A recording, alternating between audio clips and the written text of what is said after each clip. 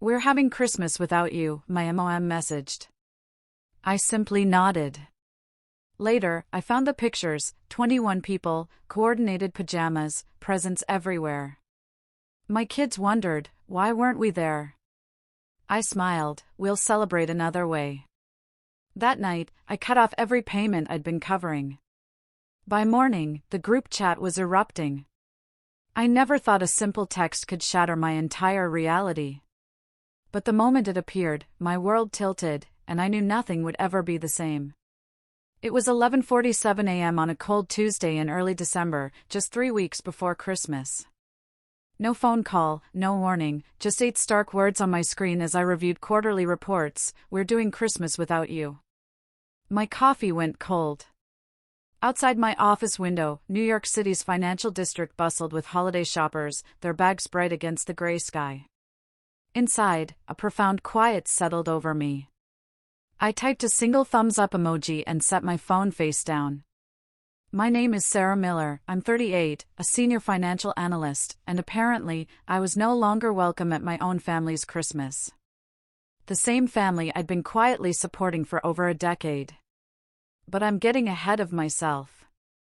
I grew up in Boise, Idaho, the oldest of 4. My parents, Susan and Robert, had me young.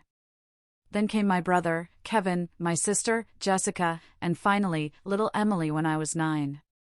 Money was always tight. We weren't poor, but we certainly weren't comfortable. I learned early that wanting and having were two very different things. I was the ambitious one, studying while Kevin partied, working 2 jobs through community college when Jessica got pregnant at 19, graduating summa cum laude from the University of Texas while Emily focused on boys. I met Daniel in my senior year. He was getting his MBA, already had a job lined up in New York City. We married 6 months after I graduated, and I landed my analyst position soon after. We bought a condo in Greenwich Village, had Sophia when I was 29, and Liam 2 years later. Life was good. Daniel and I worked hard, earned well, and we were happy. Somewhere along the way, I became the family bank. It started small. Robert's truck needed a transmission. Could I loan him $1,500? Of course. Kevin lost his job. Could I help with rent? Sure. Jessica's twins, Mia and Ava, needed winter coats. Susan's hours were cut.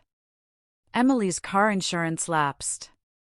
Small things, emergencies, family helping family. Except the loans were never repaid. The emergencies became routine. And somehow, I became responsible for smoothing over every financial bump in everyone's road. By the time that text arrived, I was covering both my parents' car insurance policies, 3 years running, for $170 a month, because their credit was shot. I was paying Kevin's cell phone bill, 5 years after he asked to be temporarily added to our plan, $115 a month.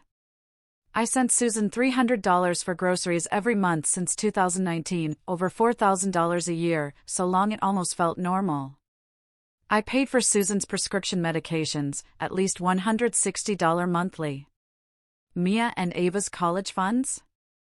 Entirely my doing, $250 a month into each account since they were born. They were 14 now, tens of thousands put away for their futures. Robert's union dues, $95 a month, for 2 years. Emily's student loans, $280 a month, with 48 payments left. I'd paid $18,000 to get my parents current on their mortgage after the 2008 crash, with promises of repayment that never materialized. There were so many other things, too. Birthday gifts, a new refrigerator, Kevin's security deposit, Christmas presents, gas money, grocery runs. I never kept a running total. Maybe I should have. Daniel knew about most of it. He wasn't thrilled, but he let me handle it. His parents were self-sufficient, he couldn't grasp family dynamics where money flowed perpetually outward from whoever had it. Just don't let them take advantage, he'd said more than once. I'd always laughed it off. They weren't taking advantage.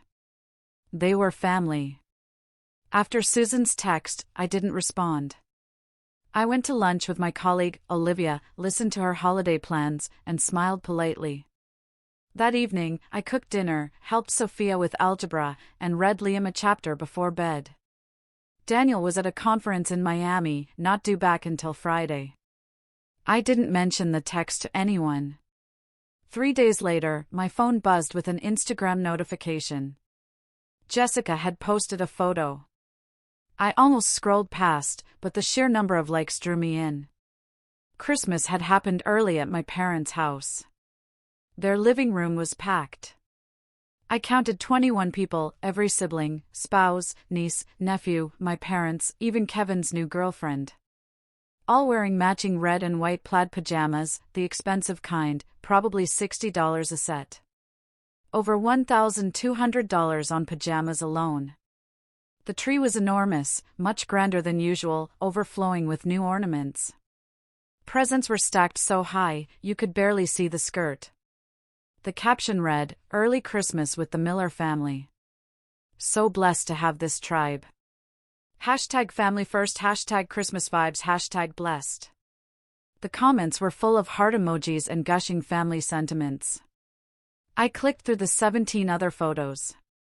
The dining room table was fully extended, covered in a feast, prime rib, not their usual budget ham, shrimp cocktail, fancy side dishes. Close-ups of gifts, an iPad for Mia, a gaming console for one of Kevin's kids, designer purses, expensive toys, gift cards to high-end restaurants. Photos of everyone laughing, hugging, holding up their presents.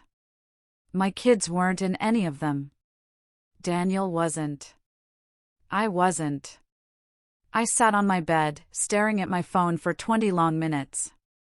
Sophia knocked around 8:30. She's 12, sharp, sometimes too smart for her own good. "Mom, are you okay?" I locked my phone. "Yeah, sweetheart. Just tired." She came in anyway, sat on the edge of my bed. "Grandma called earlier." I answered because you were in the shower. My stomach tightened. Oh, she was asking what size pajamas Liam wears. Something about family photos. Sophia picked at my comforter. Then she said, "Oh, wait. Never mind." And hung up pretty fast. My daughter looked at me with those perceptive brown eyes. "Are we not going to Grandma's for Christmas?" I could have lied. I probably should have. But I was tired, and hurt, and something inside me just broke open. "Apparently not this year, honey." "Why not?" "I honestly don't know." Sophia was quiet. She'd always been close with Mia and Ava. "Did you guys have a fight?" "No, no fight. I think, maybe they wanted a smaller celebration." Even as I said it, the absurdity of 21 people smaller hit me. Sophia wasn't stupid. She'd seen the Instagram post too. I'd forgotten kids see everything on social media. That's really mean, Mom. Sometimes families are complicated. That's not complicated. That's just mean. She hugged me, fierce and sudden. "We'll have a better Christmas anyway." After she left, I sat in the dark, letting it all wash over me. The hurt, the confusion, the slow burn of anger. I had given them everything. For years, I'd never said no, never complained, never made them feel small for needing help. I'd missed my own mortgage payments to keep theirs.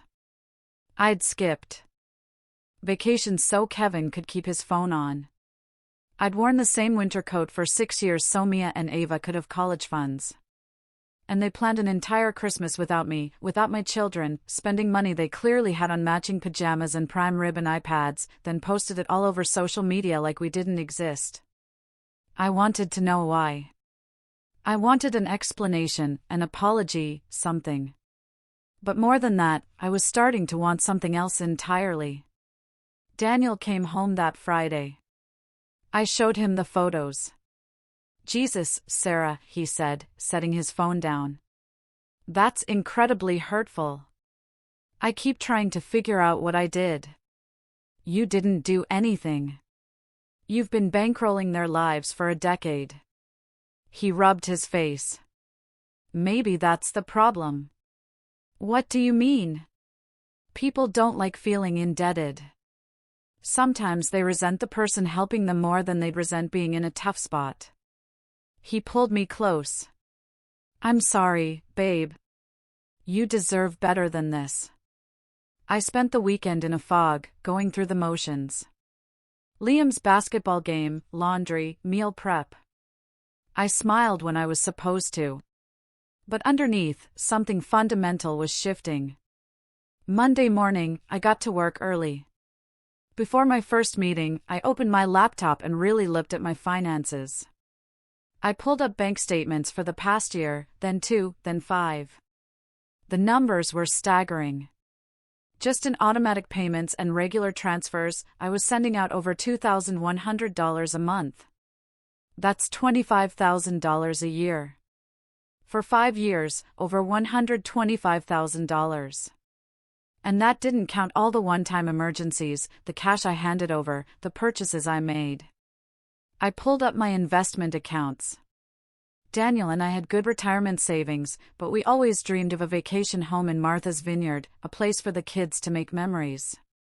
We were saving, but slowly. If I'd been investing that $2,100 a month instead of sending it to my family, even conservatively, I'd have well over $160,000 by now, possibly $200,000. That money would have paid off our condo years earlier. It would have completely set up Sophia and Liam's college funds. We'd been worrying about covering 4 years at good universities for both. That money would have solved it. The more I calculated, the angrier I got. And still, no one had called. No one had explained. The family group chat, usually buzzing with trivial updates, was silent except for Jessica posting more photos and everyone reacting. I'd been erased. That night, after the kids were in bed, I sat with Daniel. I want to cut them off. He looked up from his book. The payments. All of it. Every automatic payment, every transfer, everything. Okay. He closed his book. I support that. You don't think it's petty? Sarah, they threw a lavish Christmas party and explicitly excluded you and our kids after everything you've done for them. Petty would be showing up and making a scene. This is just stopping the enabling. He took my hand. You've been more than generous. You don't owe them anything else. Susan's car insurance renews in 3 days. Then it renews in 3 days without you. Tuesday evening, I went through everything methodically, creating a spreadsheet. Old habits die hard. Every payment, every transfer, every financial connection. It was a long list. I drafted cancellation requests, scheduled transfers to stop, sent emails to insurance companies. Wednesday after work, I took the kids to downtown New York City. We walked Fifth Avenue, admiring the decorations, had dinner at their favorite Italian place, drank hot chocolate, and watched the ice skaters at Rockefeller Center. This is fun, Liam said, chocolate on his lip. Why aren't we doing this more often? We're going to start, I told him. I think we've been too busy with other people's priorities. Time to focus on ours. Sophia looked at me knowingly. She understood. That night, after everyone was asleep, I executed everything. I canceled my parents' car insurance, effective immediately. They'd have a grace period, but they'd need to set up their own policy fast. I removed Kevin from our cell phone plan, his line would disconnect in 48 hours. I stopped the automatic transfer to Susan. December's payment went through, but January's wouldn't. I contacted the college fund administrator and changed the beneficiaries on Mia and Ava's accounts to Sophia and Liam. The money was mine, legally, I could redirect it. My kids' accounts jumped significantly. I called the student loan servicer and explained I was no longer making payments on Emily's behalf. They updated the contact information back to her. she'd start getting the notices directly. I removed all family addresses from my Amazon account and deleted my credit card from Susan's grocery delivery service. One by one, I severed every financial connection. The last thing I did was compose a message to the family group chat. I typed it, read it 3 times, then deleted it. I didn't owe them an explanation. They hadn't given me one. Instead, I muted the chat and went to bed. I slept better than I had in weeks. Thursday morning started normally. I got the kids off to school, commuted to work, grabbed coffee with Olivia. My phone started buzzing around 10:30 during a presentation. I felt it vibrating continuously in my pocket and ignored it. When the meeting ended at 11:15, I had 63 unread messages in the group chat. I unmuted it and scrolled back to the start of the explosion. Susan, 9:47 a.m., Sarah, I just got a notice our car insurance is cancelled. This must be a mistake. Can you call them? Kevin, 10:12 a.m., yo, my phone isn't working. Says the account is disconnected. Susan, 10:23 a.m., Sarah, the insurance company says you requested cancellation. Please call me ASAP. This is urgent. Kevin, Sarah, seriously, I need my phone for work. Jessica, Mom, what's going on? Why is Sarah canceling things? Emily, I just got a bill for my student loans. I thought those were taken care of. Robert, Sarah Marie, call right now. Then, chaos. Speculation, emergency, hacked accounts. Kevin, if this is because of Christmas, that's really immature. That one made me laugh out loud. Jessica, those college funds for the girls. Sarah, you didn't do anything to those, right? That's their money. Susan, someone needs to drive to her house and check on her. What if something's wrong? Emily, she's literally posting on Facebook about coffee with coworkers this morning. Kevin, so she's just being petty AF. Got it. Jessica, this is so unfair to the kids. Mia and Ava didn't do anything to her. Robert, this is what we get for taking her in when she needed help. Ungrateful. That one stung, even though it was absurd. They took me in by raising me, their child. The audacity was almost impressive. The messages kept coming, accusations, demands, guilt trips, and then a few attempts at manipulation disguised as concern. Susan, honey, I'm sure we can talk about this. Whatever's bothering you, family works things out. Please call me. I typed a response. Deleted it. Typed another. Deleted that, too. Finally, I wrote, I saw the Christmas photos.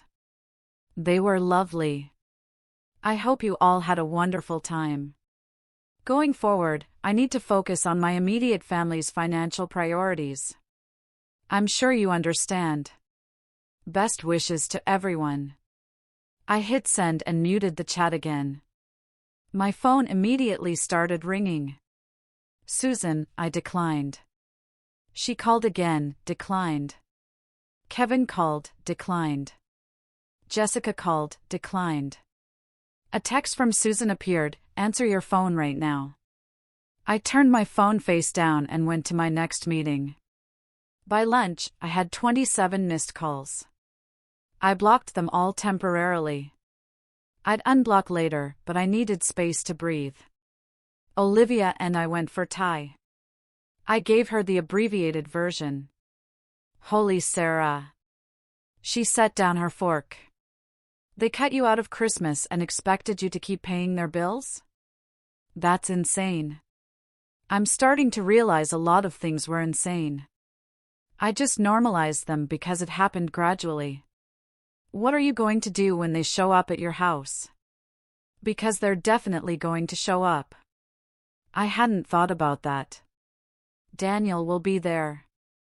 We'll deal with it. Good. Don't let them guilt you. You've been more than generous.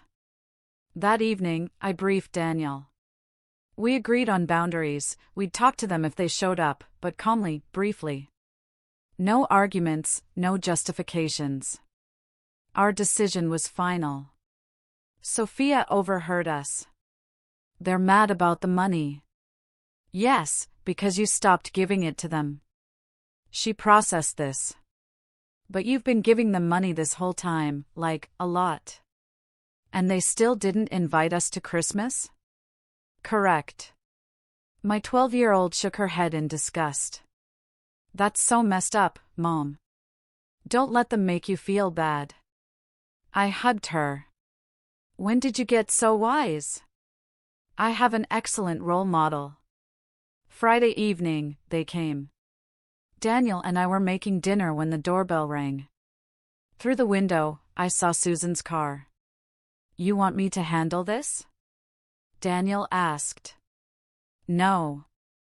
I need to. I opened the door. Susan and Robert stood there, furious and tired. We need to talk, Susan said. Okay, but the kids are home, so let's keep this brief and civil. We stood in the doorway. I didn't invite them in. What is going on with you? Susan's voice was tight. You canceled our insurance without warning. Do you know we can't drive legally right now? Robert has to work. You'll need to set up your own policy. I'm happy to send you information for some good agents. We can't afford those rates, Sarah. You know that. Then you'll need to figure something out. Trade in for cheaper cars, maybe. Robert stepped forward. This is because of Christmas, isn't it? Because we wanted one holiday without drama. Drama? I didn't realize I was dramatic. But yes, this is about Christmas and about realizing I've been prioritizing everyone else's needs over my own family's for years.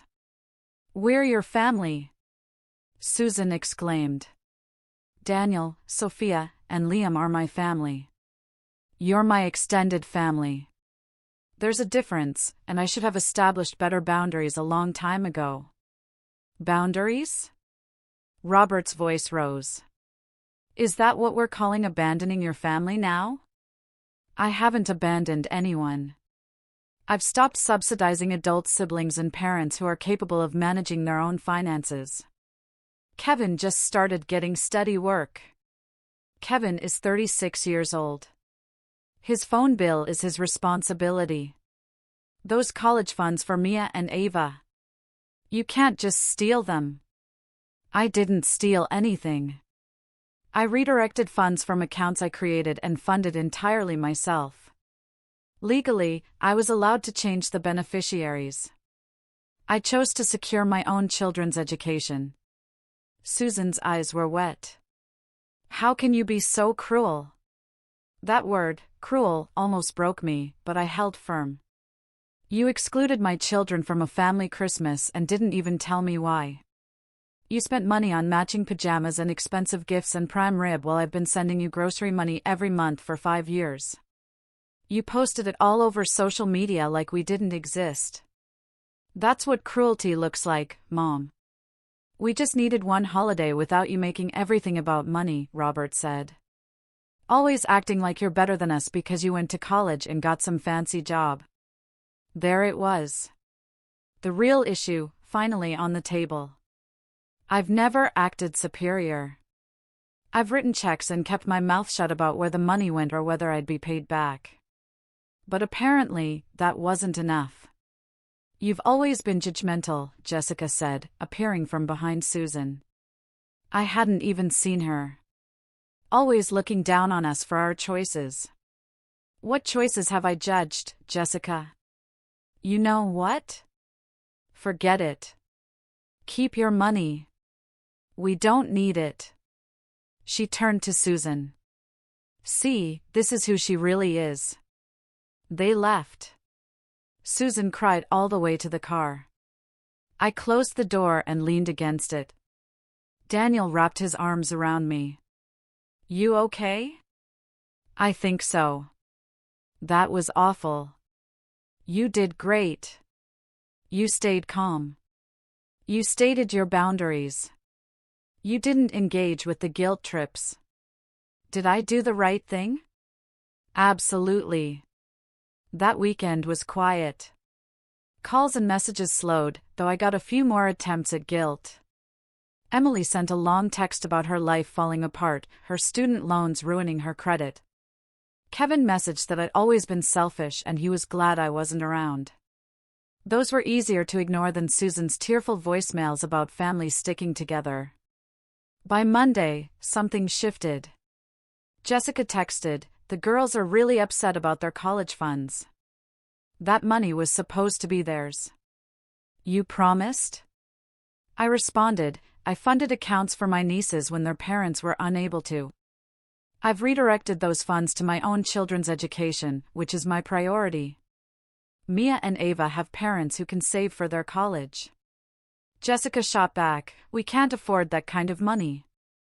My reply, "Then they can apply for scholarships, work part-time, attend community college first, or take out loans like most Americans do." Like I did. She didn't respond. Christmas Day arrived. Daniel, the kids, and I spent it quietly at home. We made a huge breakfast, opened presents slowly, watched movies in our pajamas. We FaceTimed Daniel's parents in Florida, laughing at their matching Hawaiian shirts. It was peaceful. No stress about coordinating schedules. No anxiety about whether my contribution to the meal was fancy enough. No comparing gifts. Sophia made hot chocolate, and we played board games until Liam got bored, then switched to video games. We ordered Chinese food for dinner because nobody felt like cooking. Best Christmas ever, Liam declared, building a spaceship with his new Lego set. Sophia looked at me and smiled. She understood what this represented. 3 days after Christmas, I got an email from Susan. Not a text, an email. It felt more formal, somehow sadder. "Sarah, I've been doing a lot of thinking. Your father thinks I should just let this go, but I can't. You're my daughter. Whatever our differences, I love you. I'm sorry we hurt you by not including you in Christmas. The truth is, Kevin's girlfriend said some things about feeling judged by you, and Jessica agreed, and it spiraled into everyone saying maybe it would be easier without you there. I went along with it because I didn't want conflict. That was wrong. You and your children should have been included. I'm sorry. As for the money, I understand you're upset, but I hope you realize how much we've relied on your help. Your father and I are looking into cheaper car insurance, and I've picked up more hours at work. Kevin is figuring out his phone situation. We'll manage, but I miss you. The girls ask about Sophia. Constantly. Can we please talk? Love, Mom. I read it 3 times. Part of me wanted to respond immediately, to say yes, let's talk, let's fix this. The people-pleasing part of me, the one who'd written checks for a decade, wanted to smooth everything over. But I waited. I showed Daniel. What do you think? I think she's apologizing for the Christmas exclusion, but not for the entitlement to your money. And she's already trying to make you feel guilty about the kids missing each other. So, I shouldn't respond? You should respond when you're ready, and only if you want to. Not because you feel obligated. I waited 3 days. Then I wrote back, Mom, thank you for the apology regarding Christmas. That did hurt us very much.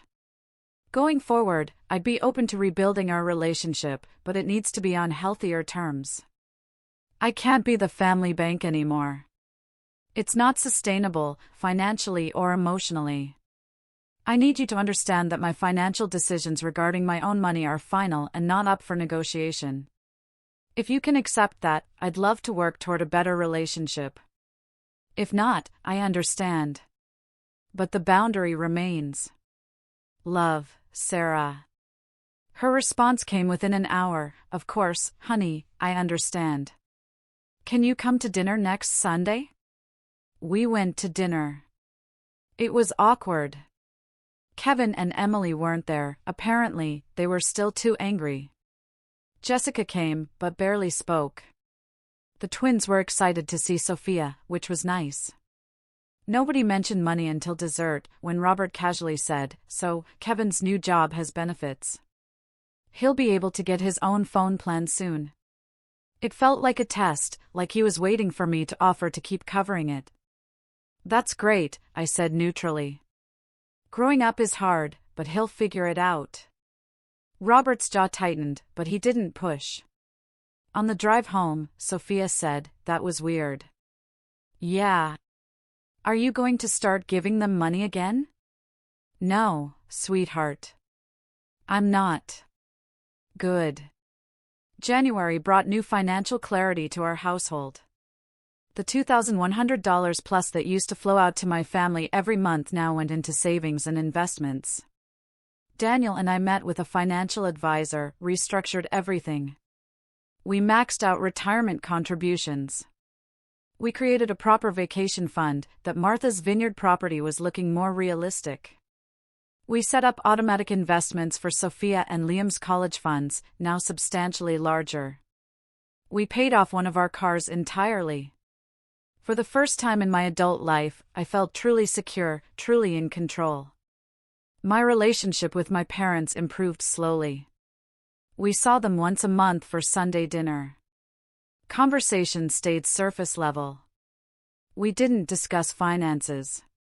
Kevin started talking to me again in March. His apology was half-hearted, "Sorry you felt disrespected," rather than "Sorry I disrespected you," but it was something. His new girlfriend had broken up with him, and I suspected that had more to do with it than genuine remorse. Jessica took longer. She finally called in April, crying about something with her divorce. I listened, offered emotional support, and didn't offer money. She seemed surprised. A month later, she called just to chat. Then again. We were slowly rebuilding something, though it looked different. Emily remained angry, posting passive-aggressive things on Facebook about family betrayal. I unfollowed her but didn't unfriend her. Maybe someday we'd talk. Maybe not. The biggest surprise came in June. Susan called me at work. "I need to tell you something," she said. "I got a promotion. They made me office manager. It comes with a significant raise." "Mom, that's wonderful. And your father's company gave everyone a bonus last month. Union negotiations went well." She paused. "We're going to be okay, Sarah. Financially, I mean. We're actually going to be okay." I'm really happy to hear that. I think maybe we relied on you too much because it was easier than figuring things out ourselves. You made it so easy to just ask you instead of making hard choices or budget cuts or working more hours. I'm not saying it was right, but I understand now why you stepped back. It was the closest thing to a real acknowledgement I'd ever gotten. Thanks, Mom. That means a lot. Are you and the kids free for the 4th of July? We're doing a barbecue. Nothing fancy, just family. And I promise everyone will be there. No excluding anyone. We'd love to come. The 4th of July barbecue was better. Kevin was polite. Jessica hugged me. Emily was there but kept her distance, which was fine. The kids all played together like nothing had happened, because for them, nothing really had. I brought a pasta salad and store-bought cookies. Nobody commented on how simple my contribution was.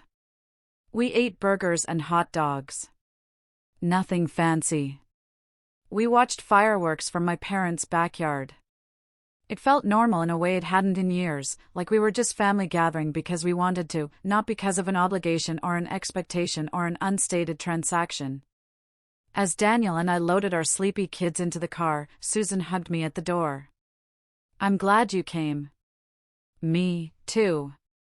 And Sarah, thank you for everything you did for us over the years." I don't think we ever said that enough. We took it for granted, but thank you. My throat tightened. You're welcome. Driving home, Sophia half asleep in the back seat, Daniel squeezed my hand. You did good, Sarah. With what? All of it. Setting boundaries, sticking to them, but leaving the door open for them to grow. You did really good.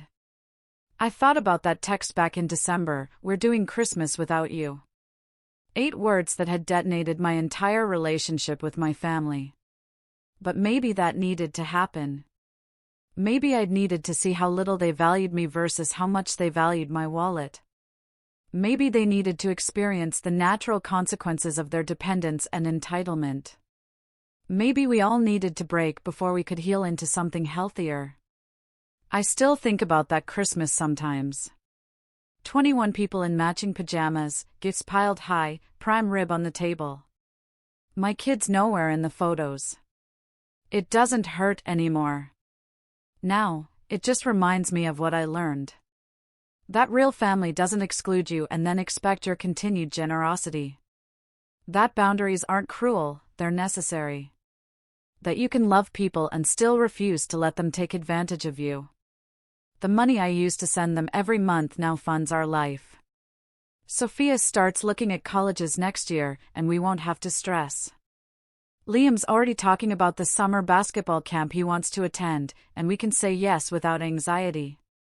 Daniel and I booked a trip to Italy for our anniversary. We're building the life we always talked about, but never quite got around to, because I was too busy funding everyone else's lives. My parents really are doing better financially. Kevin got a decent job. Jessica's divorce settled, and she's going back to school for her nursing degree. Even Emily seems to be figuring things out, though we still don't talk much. They're all learning what I learned a long time ago: you can't rely on someone else to save you. You have to save yourself. As for me, I'm learning it's okay to say no. To prioritize my husband and kids over extended family, to let people experience discomfort instead of rushing in to fix everything. I'm learning that sometimes, the most generous thing you can do is stop being generous. Last week, Susan texted me about Thanksgiving plans. Just as simple, "Would you guys like to come for Thanksgiving?" No pressure if you have other plans. I responded, "We'd love to. Can we bring anything?" Just yourselves. Just ourselves. Not a financial contribution, not a solution to someone's crisis, not a check to smooth over some emergency. Just ourselves. Imagine that. What was the hardest boundary you ever had to set with family?